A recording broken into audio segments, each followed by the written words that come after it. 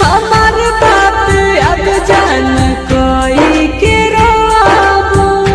तोहर नाम का है डीजे अजीत राज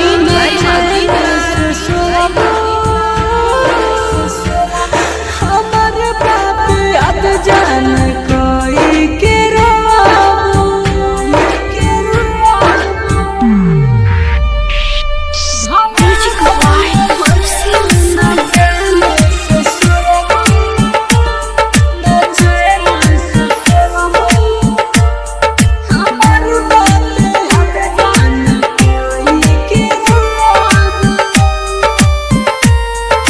जब याद आई वो पल पल के मिलल,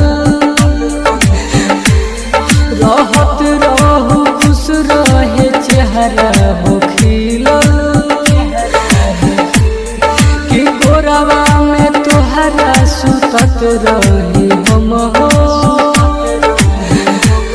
तोहे याद आई वो संगवा में झूलल।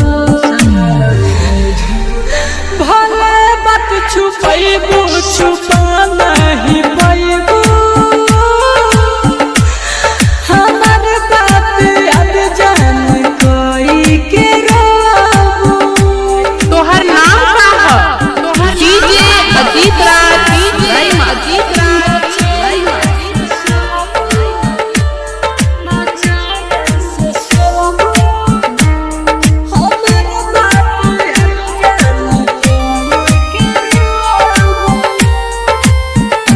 जितना प्यार तुहसे करत रह